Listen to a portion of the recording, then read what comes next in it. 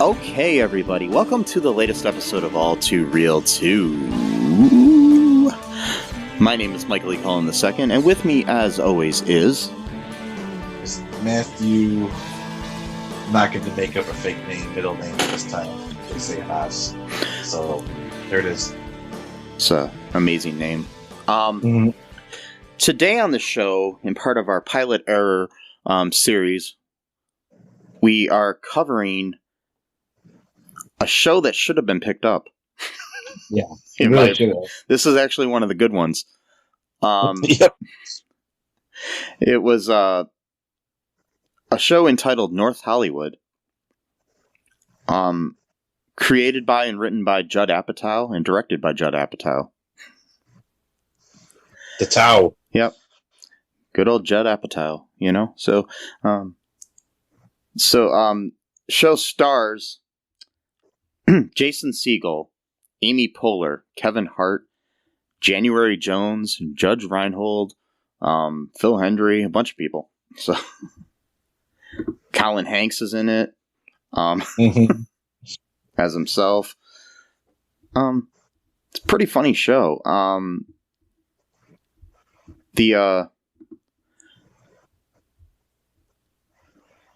As this article that I'm reading says, this might just be the best television show that was never made. It was a edgy, blistering, satirical comedy about a group of young actors and comedians trying to crack in the industry of Hollywood. Yeah, I mean, it was great. I mean, this is basically like what Blit Happens wanted to be, I think. Basically. Just put it, yeah. Yeah, which will probably be the episode that airs right before this, as Blit Happens. So this article that I'll be referencing as we talk about this is written by Shannon Malloy for News Corp Australia. So yes, so that's what I'm referencing here for some of the facts about this episode here. So basically, the story behind this, first off, just a little background here on this from this article. The ABC wanted to do an edgy, groundbreaking comedy, Apatow recalled. It was around the time Curb Your Enthusiasm was very, very popular, and so we did this show. And then he says, I don't think any show has not been picked up faster. Which is sad. When ABC passed on the show, he took it to HBO, where there was a brief flutter of interest before they too declined in order to pursue another comedy pilot called Entourage. Yeah. Wow. Yeah, it's a decision that's seemingly implausible today, that roll call of stars and plot sound like pretty appealing and binge-worthy. Yeah. But this was 2001 when this came out. Oh, wow. When this was made. So this is pre How I Met Your Mother, Jason Segel, pre selling out stadiums, Kevin Hart, and pre Parks and Rec, Amy Poehler. So yeah, I mean, yeah, pre a lot of things. I mean, yeah. I mean, Judd Apatow, he was just really ahead of his time for most of his career, really. I mean, just a lot of stuff that we kind of take for granted now. And I want to say this is probably right after Undeclared and Freaks and Geeks with Judd Apatow, so. Right. It's just like how some people just it's like, not only do they have their finger on the pulse, they're the ones that are creating the pulse prematurely before anyone else even knows it's, Yeah, it's crazy. And I mean, January Jones went on to be on, I think, Mad Men and other things and stuff. So she became huge too. So it's just like all four of the main cast members became huge after this. So on some of the best television that's been out since then, you know what I mean? So yeah. So what happens in this episode here, Matt? Jason Segel's character, his name is Gary. He's like, he wakes up, he's pumping himself up to go to work, and they kind of have like a morning routine thing going on, and he's getting like makeup put on him for like playing what they call Frankenstein, but it's technically Frankenstein's monster. If you want to be, yes, real about it, it's Frankenstein. It's Dr. Frankenstein is the guy who made the monster. Okay, and I'm not sure if the monster ever had a name. Not sure. I haven't read the novel, but I'll take their word for it. But so it kind of looks like, oh man, he's going into work. It turns out that he's like one of these guys who dresses up as a character at like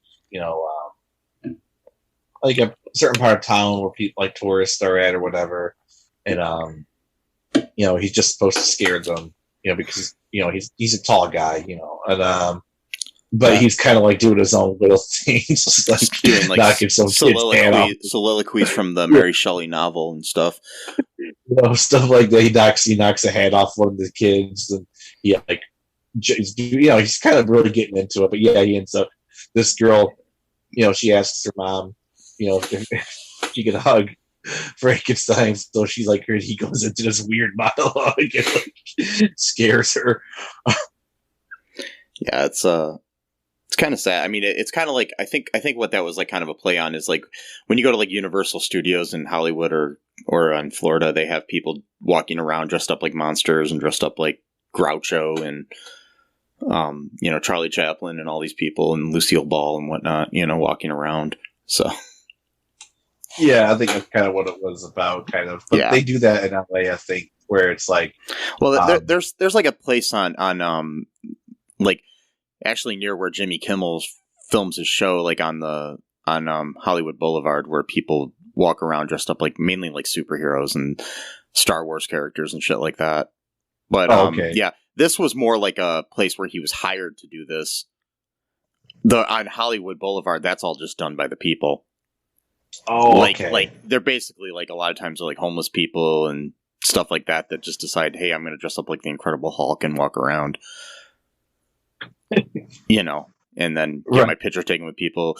It's technically not legal, but Hollywood kind of turns an eye at it, so like, whatever. Yeah. Like let them make some money, mm-hmm. like, yeah. I mean, there's really sad stories too. Like there was just a couple documentaries about it, and the really sad stories about the guy that was the Superman on, there for years, who died a few years ago. And he was found inside of like a recycling bin. Oh God! For like old clothes and stuff that he was trying to steal stuff out of. Oh, he was found dead in there and stuff, and he had drug problems and stuff like that. It was just but he looked a lot like Christopher Reeve. So, yeah, sad story. But yeah, look into that. I don't know. I'll look up there's like Confessions of a Superhero is one of the movies that I watched about him. So yeah. It's kind of sad. But anyway, so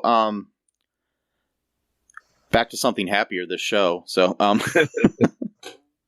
yeah, so he's basically, he wants to be a serious actor, but he's like kind of stuck in this amusement park or whatever the hell it is, dressed up as Frankenstein's monster, so yeah, his boss is really mean to him, telling him that he can't do his own thing, that he just has to do like dumb gestures, like put his hands out. Plus, he said something too sneezing on the tourists. I'm like, in post-COVID world, when I hear stuff like that, I'm like, man, like they just said, go ahead and do shit like that. Like, I don't think he really wanted them to sneeze on them as much as pretend he was sneezing. Well, yeah, maybe I took it literally because I'm so so cautious now about that kind of stuff. Like, sneezing, whatnot, getting fluids, and all that jazz. I got my pin that I've been wearing lately too. That just says it says fully vaxxed, still not a hugger. Yeah, which I like that. I'm not going to hug you, people. So don't try to hug me if you see me in public. I mean, I like hugs, but they have to be of the right. They have to be the right kind of hug. Yeah, and they have to be sincere. Well, not just sincere. They have to be what's the word? Natural. I guess that's the only word I could think of. So if I'm not hugging a stranger. That's all I'm saying. Oh, probably not. It depends though. But like if I can feel that like a hug is not 100% comfortable, then I just feel like I can't do this. It's just not, it doesn't feel good. It doesn't feel like a hug is supposed to feel like a hug. You know, a hug is a hug is a hug. It's like its own definition. You just know it, you know, or you don't know, but you know, I know. And regardless, if somebody doesn't want to be hugged, don't hug them, people. Yeah, I mean, personal space is, important. Yeah. Boundaries are very important.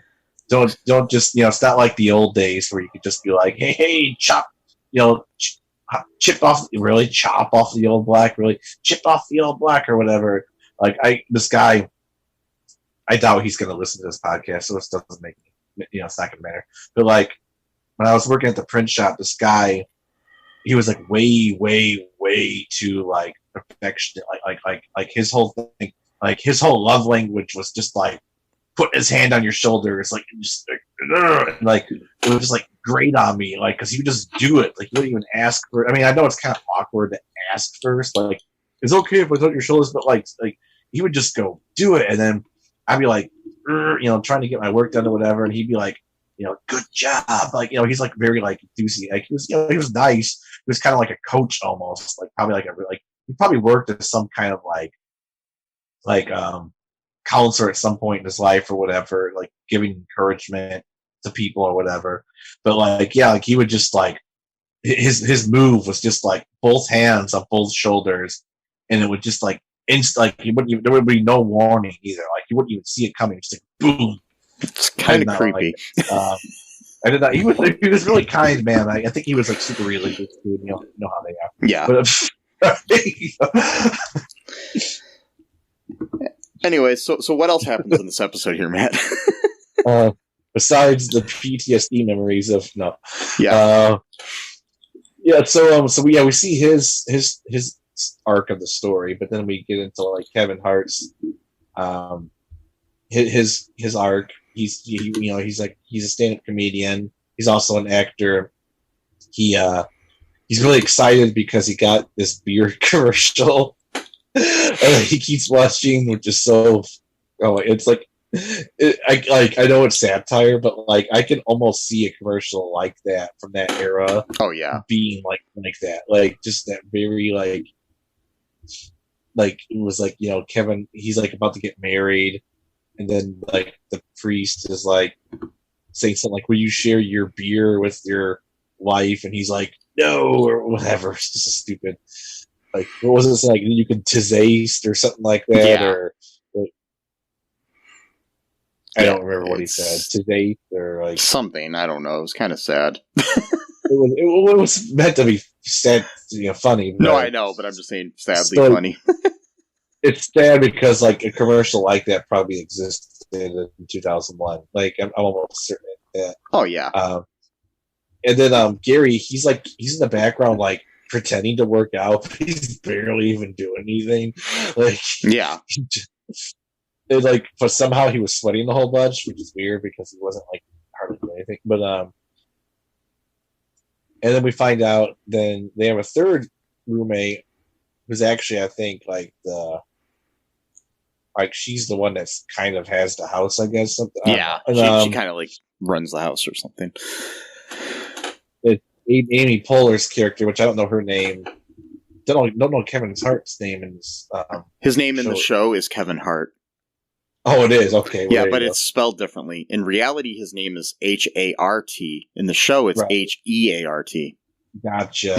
So like And we did this with Blit Happens, which we'll probably release before this episode. But this was like an era in television when they really, really started to go all in on the whole like we're gonna do a show where we actually mention the real actors' names in the show itself, but they're part of the show. Like everyone seemed to like want to get involved in that all at the same time. And unfortunately, and Amy's character was named Wendy. Wendy, that's right, it was Wendy. So in this show, Wendy is her job is the assistant to Judge Reinhold. Not the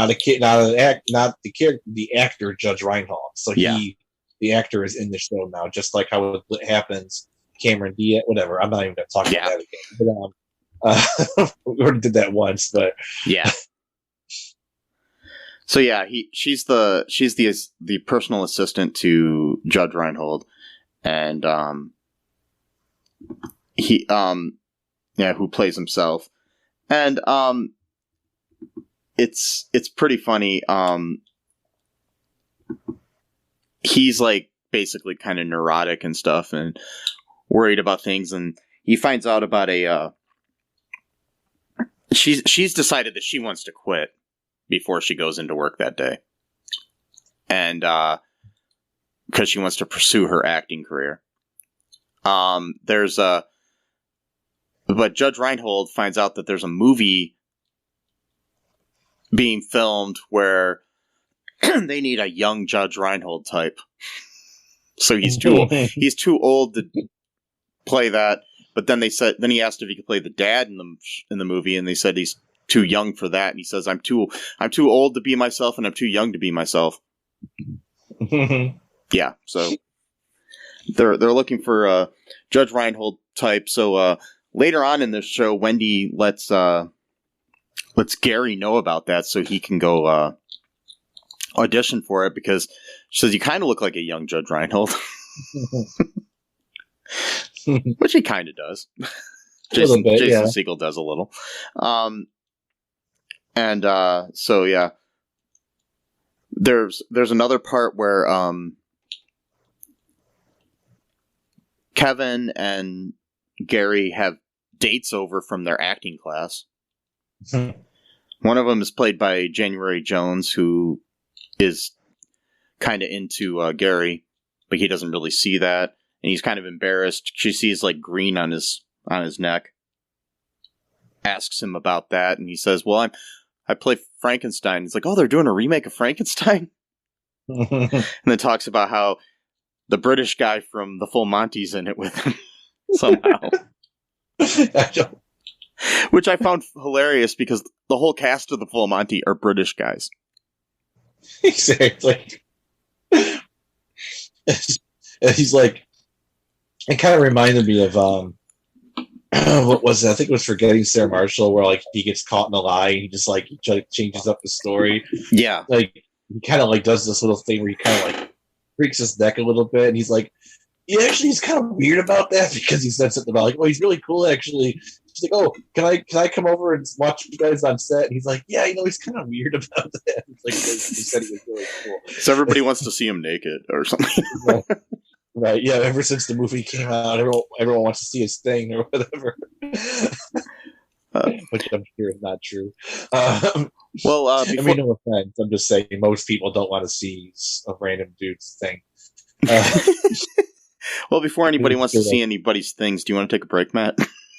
Yeah, sure. I don't know what that meant. We'll be right back, folks.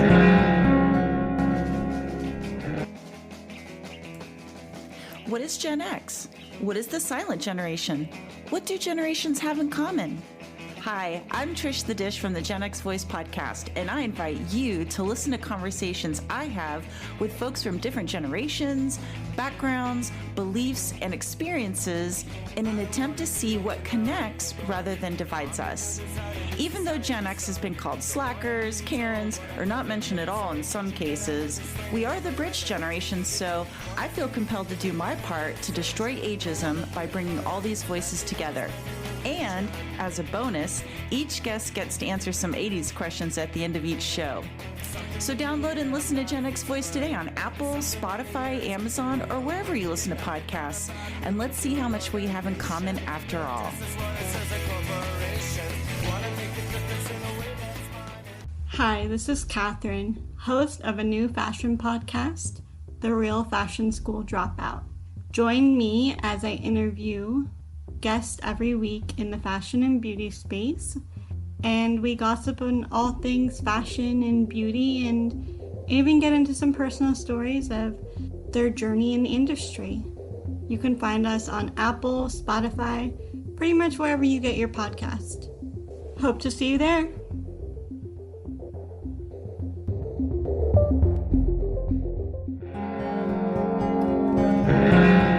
And we are back. Nobody was showing anybody their things out during the break, I don't think. Nope. That's I did not pull a Jeffrey Tubin. So yes, that's good. Yeah, yes, it is good. Yes, because we are on Zoom, and yep. Also recording on a Zoom, so it's weird. Yeah, but it's audio only, so even if I did, nobody would see it. So yeah, but I did not. I'm just being clarifying. I did not. Yes, neither did I.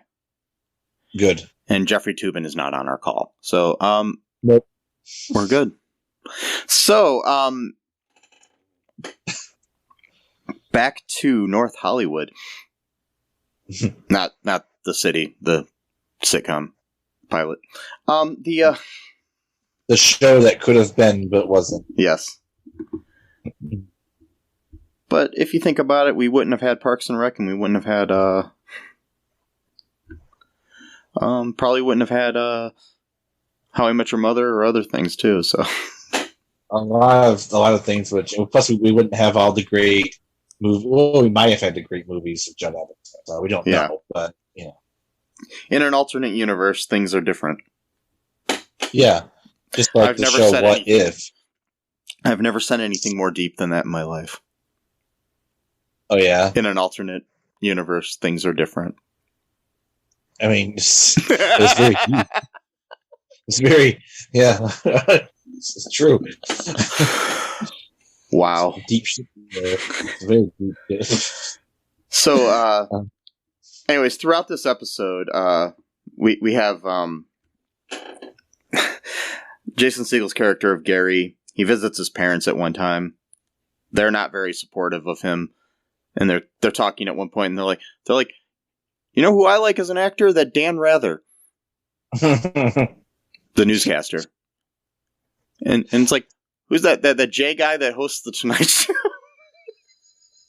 He said that kid. He said that kid. I'm like, what are you talking about? Yeah.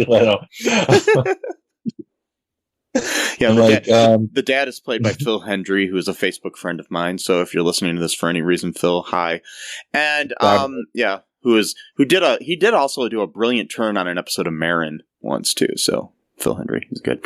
Yeah. Oh yeah, mm-hmm. Okay, that's cool. Yeah, I believe he has his own podcast too. So, nice. Look him up. Anyways, they're not really supportive of him. So he goes off, and there's Amy Poehler, finds out that there's this movie where they want a young Judge Reinhold. Young Judge Reinhold, and Judge Reinhold. Oh yeah, there was a thing where he wanted her to. He says I was in the grocery store, and Jamie Lee Curtis had the Halloween theme as her ringtone. And he wanted the Beverly Hills Cop theme as his ringtone. Oh my God. And then she was like, I can't do that. I quit. Just like. Wow. Yeah. Yeah. I don't know. I mean, I don't have the All Too Real 2 theme song as my, Oh, you don't? No, I'm sorry, Matt. That's okay. I barely looked at that thing anyway. I made it. Yeah. 3 years ago, something like that. I'll tell you what my ringtone is. It's whatever the default ringtone of the phone is. Yeah, I think mine is too. I used to do their own custom. I used to go ringtone. crazy. I'd have custom backgrounds. I'd have everything. Now I just have the default, whatever it is. I don't give a fuck anymore. I know. It was fun while it lasted to do stuff like that. Like, I know who this person is because I hear a custom ringtone. Yeah. I used to always like I'd have like the How I Met Your Mother theme song, or speaking of, Jason Segel, I'd get that one, and then my background is like the cast of How I Met Your Mother. I'd have like a whole theming on my phone, or like, it was the Scrubs theme song and it was the Scrubs cast, or whatever. It would always be like TV or movie theme songs. But yeah. Right. But now that eats up too much space on my phone, so I don't give a fuck. Yeah, I know. Plus my phone's on silent most of the time anyway, so I don't give. Yeah. Hardly ever turn my ringer on. Yep. My thing is I'll call somebody back when I notice that they called me. Yep. Unless you're like a business guy who's always got to have his phone on, all times or whatever. Even then, if somebody can't wait 5 minutes, because I'm usually checking my phone every 5 minutes at least, so they can't wait 5 minutes to talk to me. Yeah. Mm-hmm. My broker really needs to get a hold of me. Yeah. We're gonna take AMC to the moon. God, these people. I know this is a really weird tangent, but man, some of these people are so freaking delusional about AMC. So like, they think like this AMC stock is gonna squeeze. They call it squeeze because all these hedge funds are like basically trying to make the price of the stock really low. So they're trying to like basically manipulate.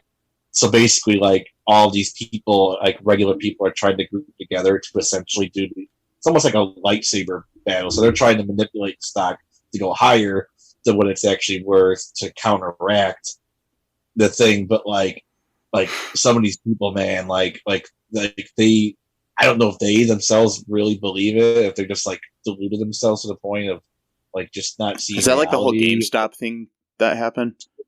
Yeah, they're basically trying to do the same thing with AMC, and they've been doing it for like since January, so it's been going on for a long time.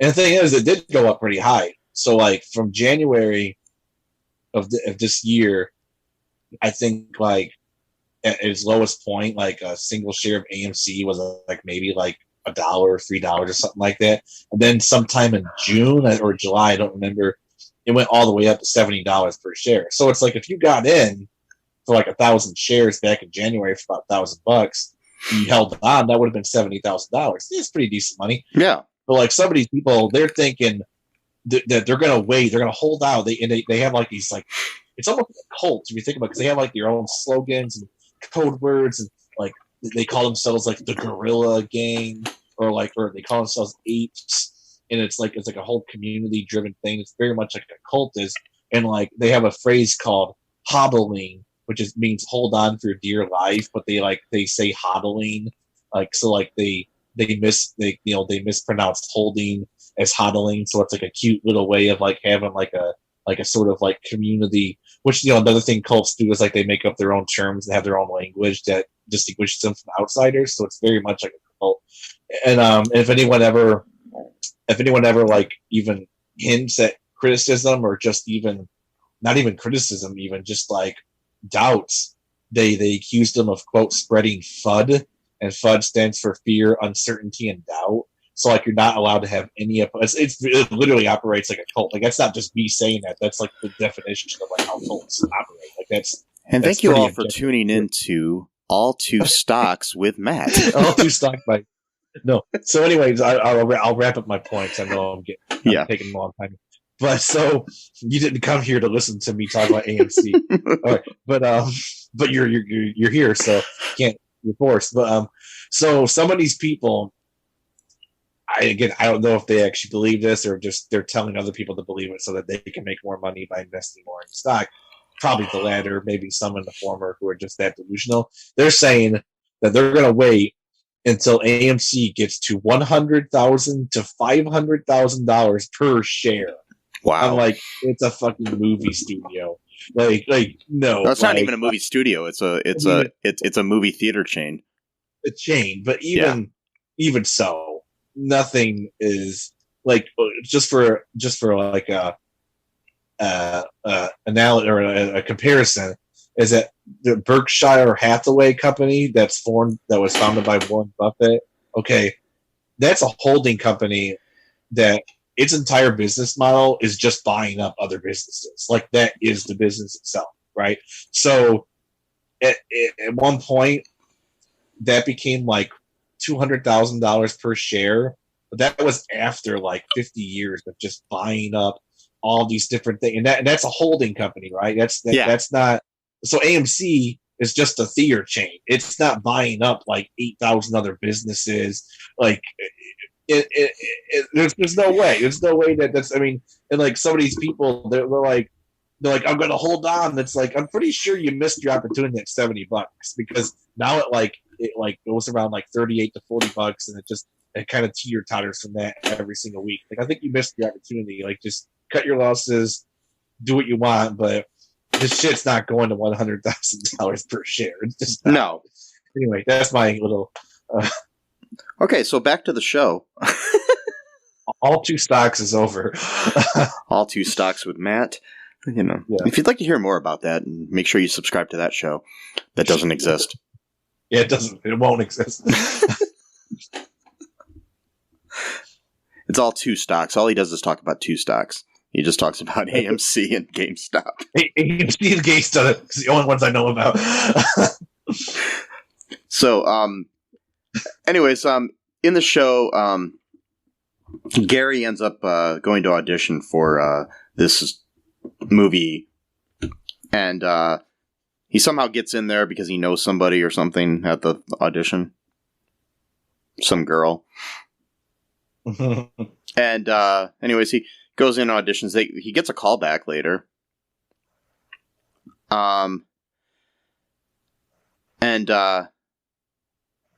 before that, he did have, after his date with this with January Jones' character named May,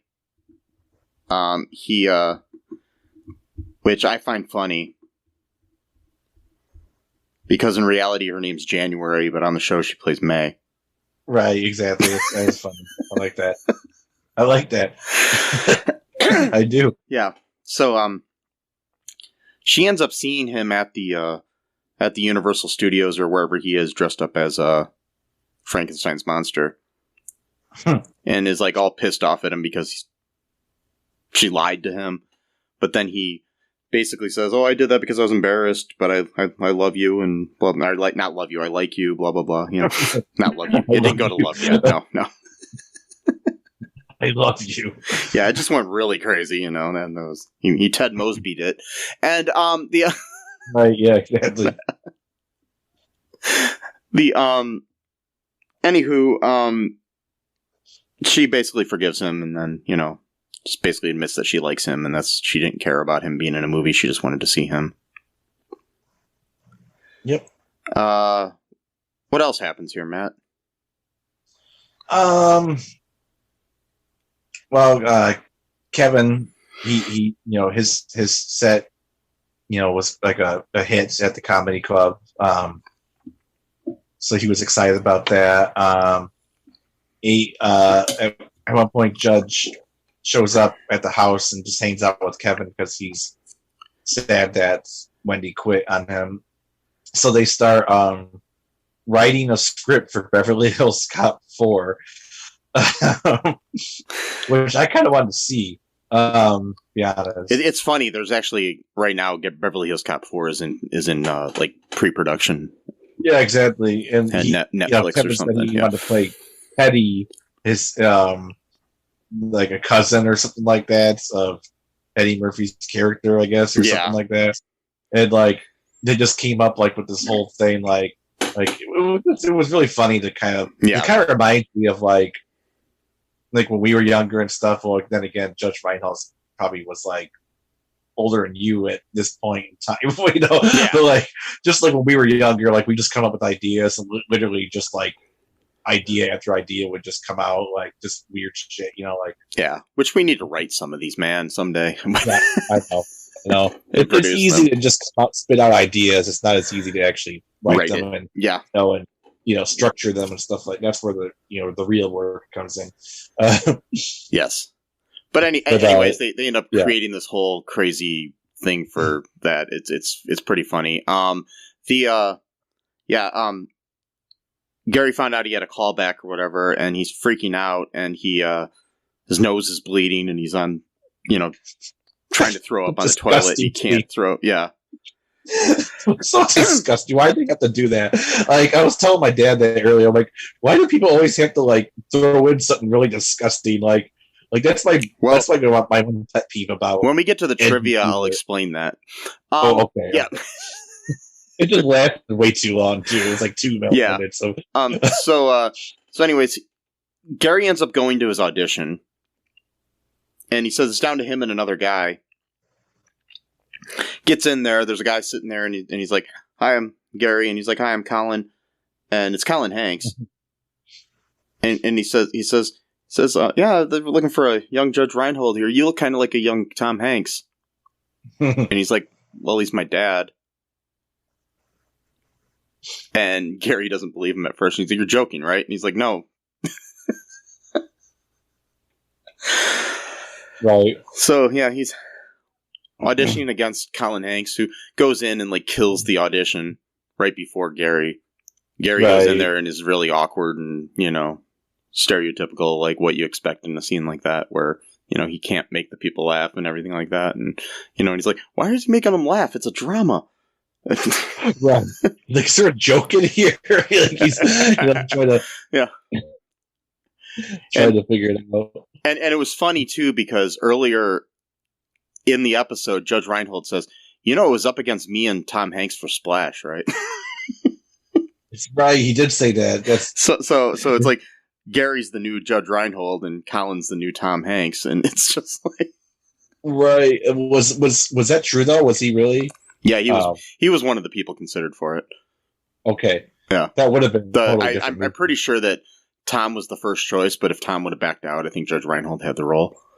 Interesting. Yeah. That would have been a totally different movie, just like Back to the Future would have been different with Eric Stoltz. Yeah, Eric Stoltz, yeah. So anyways, Gary ends up not getting the role. Colin Hanks gets it, but Gary gets another role that they said was perfect for him. And Wendy ends up going back to Judge Reinhold as well, though. At the point she comes home and she sees Judge and Kevin talking about the whole thing, and she's just like, "You're not going to make Beverly Hills Cop 4 with Kevin." Yeah. And there's that, and then it's they end where they're all on the set of Gary's movie that he's in, and he has like one line. He's like getting all prepared for it and stuff, and like his parents are there and they're all happy and everything, and then the end he's like, "You want to go get some donuts? They got free donuts here. Just tell everybody you're an extra." Right. Yeah. Yeah. It was a pretty good. It was a pretty good show, though. I think. I would have loved to. I mean, who knows? Maybe they can, try it out again. With different actors, obviously. But in this article, Judd Apatow says, he says because he had just produced when this article was written, he had just started producing Love on Netflix, and he said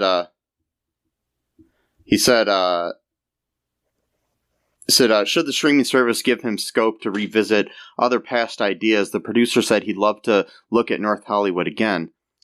I'd like to try that just to see what we would have to pay everybody. He laughed. So yeah. Right. Yeah. I know, because everyone is like a huge star. Yeah. Like everyone. Mm-hmm.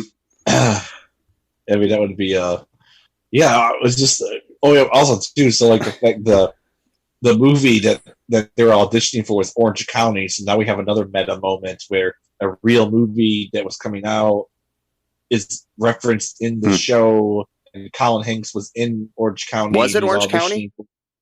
Yeah, that's what they said in the episode. Did they? I didn't even hear that. They said it was Orange County. But Orange County is a comedy. It's not a drama.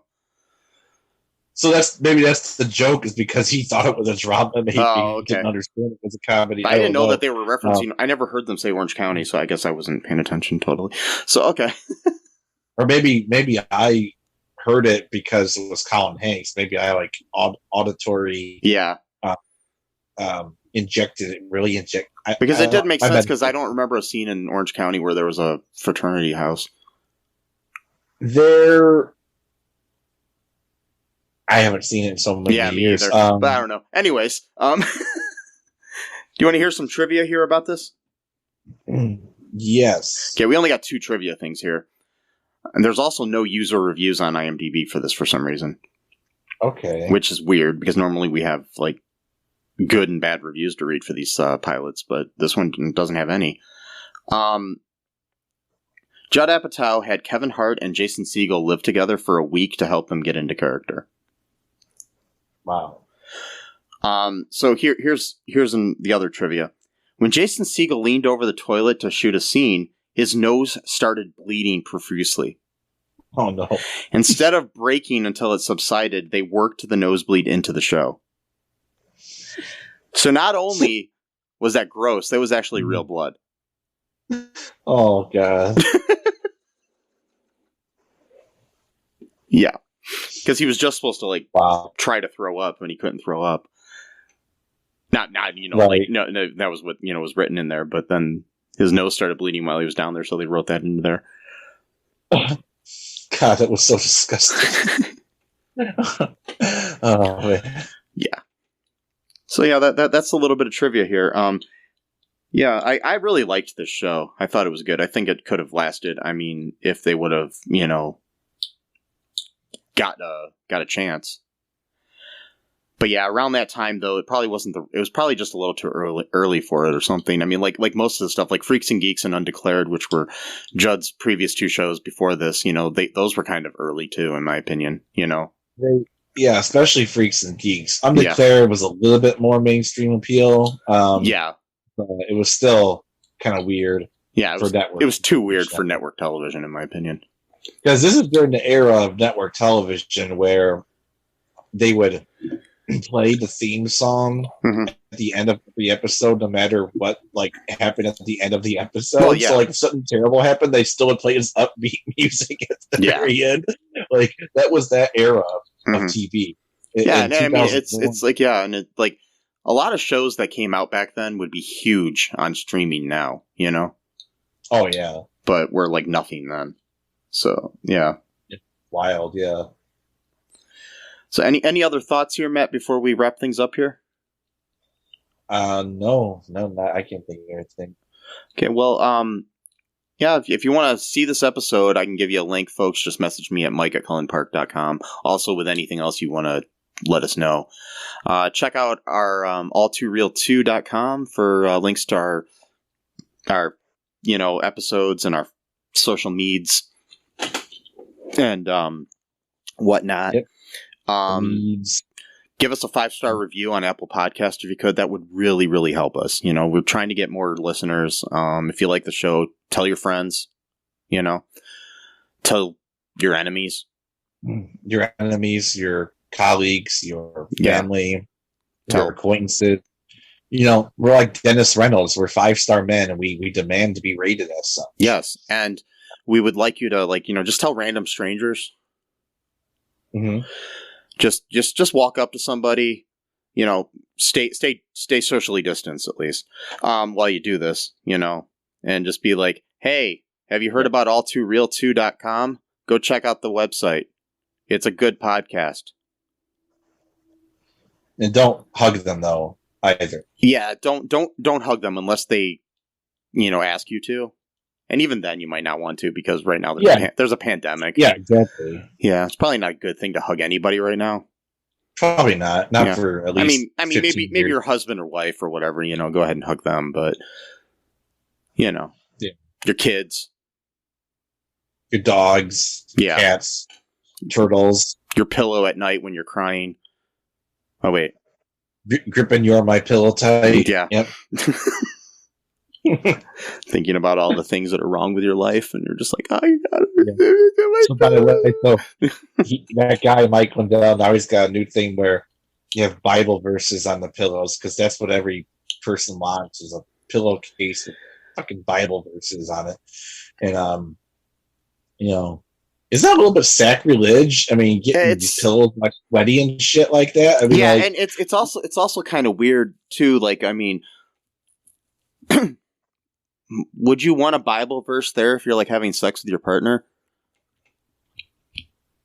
on the bed with a pillow? I think they would just maybe throw the pillow somewhere else at that point. Hopefully, yeah, but then you shouldn't throw the Bible verses on the floor either. So I'm just exactly, because now that's another sacrilege. Just throwing the holy word on the floor. Mm-hmm. That's like I don't know how it's like in Christian religion, but like I think like in Islam, like they have like certain protocols, like for like a Quran that's like completely up, like it can't be salvaged in any way, and all this kind of stuff, because it's like the word of God, you got not just got to throw it on the floor. I mean, a lot of religions think it's sacrilegious if you take like a Bible or a Quran or a Talmud or whatever holy writings that you have, and you put like if I were to like have a bookshelf where the books were on top of each other as opposed to like side by side, and like if I put like say Cat in the Hat on top of the Bible, people would think that's sacrilegious. Oh, that's what the guy told me at the mosque once when I was like a very new Muslim, like very new, like 6 months in, and I was sleeping because people stay there all night during that night, and I had this the Quran on the floor, after the guys kind of gently told me like, yeah, we kind of don't do that here. Oh, gotcha. But even nowadays, like I'm not even like very super religious anymore, of any religion for that matter. Whether it's Islam or Baha'i faith, I still don't feel right. Like sometimes I will have another book on top of it, and I'll switch it out. Like it just doesn't feel right. Yeah, I try to always keep that like that too myself. It's it just doesn't feel right. Yeah, and it's weird though. I don't understand having Bible verses on the MyPillow. Yeah, I had to help my dad order a MyPillow online the other day. That felt really weird to me. But anyways. Come on. Yeah. He already he already had one. Okay. And my nephew liked it and wanted one himself, so my dad bought one for my nephew. Okay. All right. That's that's forgivable.